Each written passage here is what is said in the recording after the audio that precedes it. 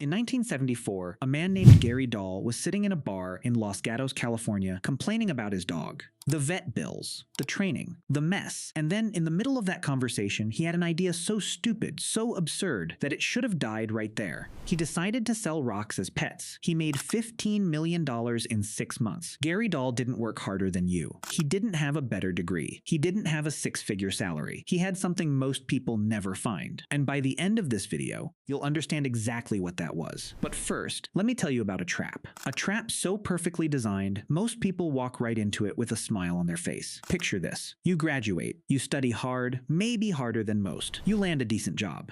The salary feels real. Maybe the first real money you've ever had. You buy things. A better phone. A nicer apartment. A car that makes you feel like you've arrived. And every year, if you're good at your job, they give you a raise. 3%. Maybe 5%. You feel progress. You feel momentum. But quietly underneath all of it, something isn't adding up. Your rent went up. Your groceries cost more. The vacation you wanted still feels just out of reach. And no matter how many promotions you get, the gap between your life and the life you imagined somehow stays exactly the same size. This isn't bad luck. This isn't your fault. At least not entirely. This is a system. And it was never designed to make you rich. After World War II, America needed workers. Millions of returning soldiers, a booming economy, factories running at full capacity. Companies needed loyal, predictable, replaceable labor. So a deal was made, not signed, not spoken, but quietly understood. You give us your best years. We'll give you a paycheck, a pension, stability. And for a generation, that deal worked. But the world changed. The pension disappeared. The stability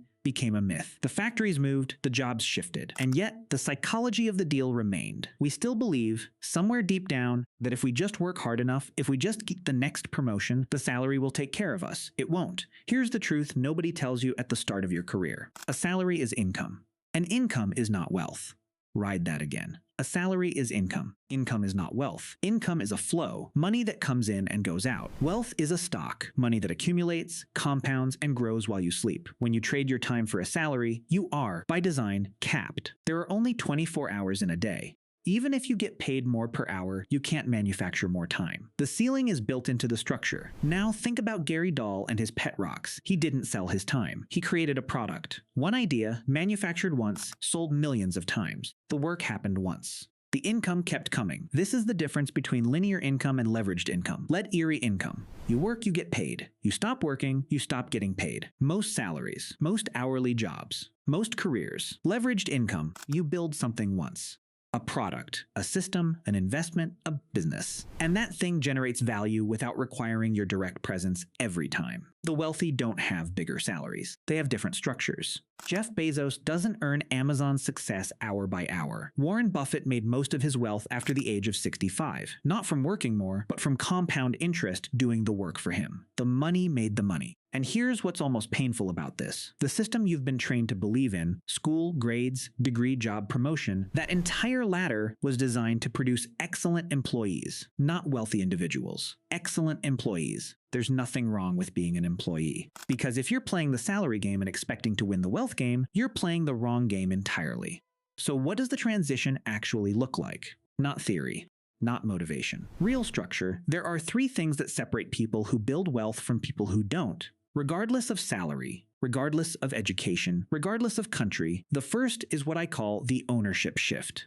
Every person who has ever built real wealth has ownership of something that produces value beyond their own labor. A business. Stocks, which are fractional ownership of businesses. Real estate. Ownership of something that generates rent. Intellectual property, ownership of an idea that earns royalties. Notice the word that keeps appearing. Ownership, you cannot become wealthy by renting your time. You become wealthy by owning things that generate returns. The uncomfortable question is, what do you own right now? Not your car that loses value. Not your phone. Not your apartment if you're renting. What do you own that will be worth more tomorrow than it is today?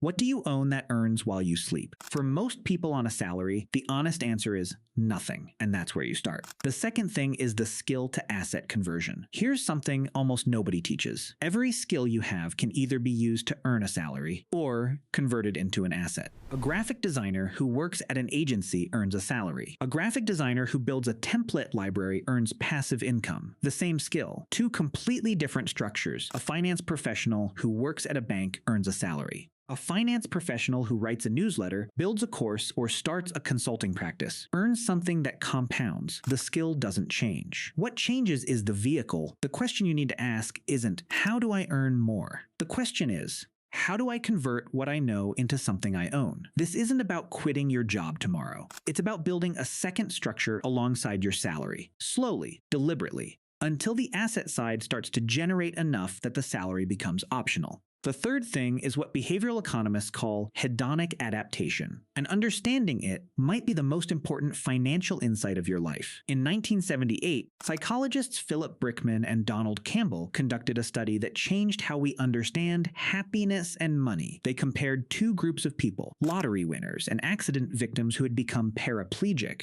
The assumption was obvious. The lottery winners would be far happier. But within a year, both groups had returned to roughly the same baseline happiness they had before their life-changing event. The lottery winners weren't dramatically happier. The accident victims weren't dramatically less happy. The brain adapts to everything. Always. This is why raises feel exciting for exactly 3 months and then disappear into your new normal. This is why the new car, the new apartment, the new salary, none of it holds its charge. And the financial consequence of this is devastating. Every time your income rises, your expectations rise with it. Your spending expands to match. Your lifestyle inflates. And the gap between what you earn and what you need to feel okay stays exactly the same. This is called lifestyle creep. And it's the invisible reason why people earning $200,000 a year can feel just as financially anxious as people earning $50,000. The salary got bigger. The trap got bigger.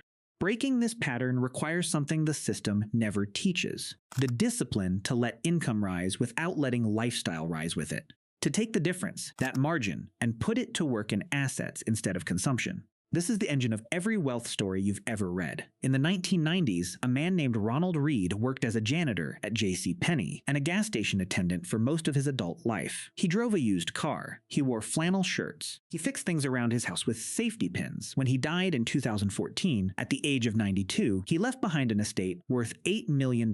His financial advisor didn't know. His family didn't know. Almost nobody knew. He had no salary worth speaking of. No business. No inheritance. No lucky stock tips. What Ronald Read had was this: he spent less than he earned for decades. He bought shares in businesses he understood. Johnson & Johnson, Procter & Gamble, JP Morgan. He never sold. He let time and compound interest do the work. He didn't need a higher salary. He needed a different relationship with money. Now contrast that with this, and this is the part that should unsettle you. There are professional athletes who earn more in one season than most people will earn in 10 lifetimes. And statistically, 78% of NFL players face serious financial stress within 2 years of retiring. A study by Sports Illustrated found that roughly 60% of NBA players go broke within 5 years of leaving the league. They had the salary. They had the income. They had numbers on checks that most of us can't even visualize. And they went broke. Because income without ownership, without structure, without a different relationship with money, disappears. Every time the salary is not the problem. The belief that salary equals security, that's the problem. So what do you actually do with this? Not theory, not someday. Now the first step is to build what I call a financial clarity map.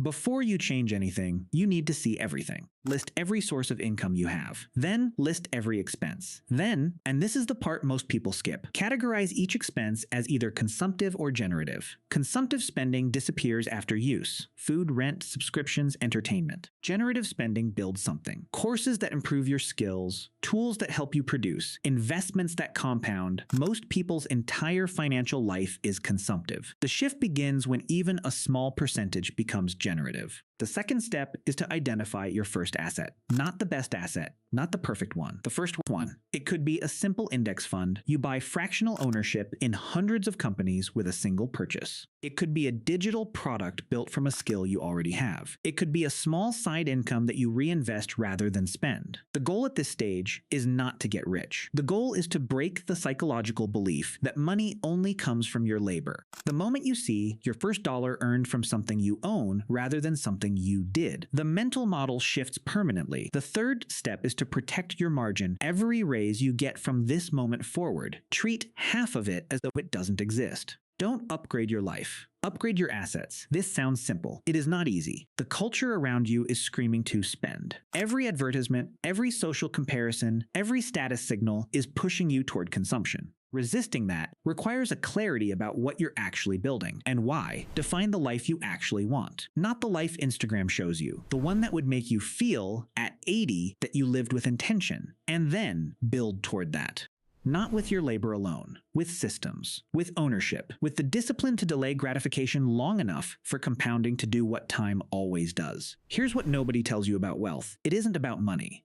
Not really. It's about time. It's about the freedom to do what matters without asking permission. The freedom to leave a job that's making you miserable. The freedom to be present with your family. The freedom to take a risk on something you believe in. The salary keeps you alive. The asset sets you free. Gary Dahl sold pet rocks and made $15 million, not because he was smarter than everyone, but because he stepped outside the wage equation entirely. Ronald Read died with $8 million, not because he earned more, but because he understood that what you own matters infinitely more than what you earn. The system was never lying to you. It was just never designed to give you what you actually want. You were trained to be excellent at your job, and that's worth something. But if you want wealth, real, generational, quiet, unhurried wealth, you have to build something the system doesn't teach you to build. You have to own something. The salary will keep arriving. The months will keep passing. The question is, at the end of it, what will you have built? Start now. Start small. Start with the understanding that the game changed the moment you understood the rules.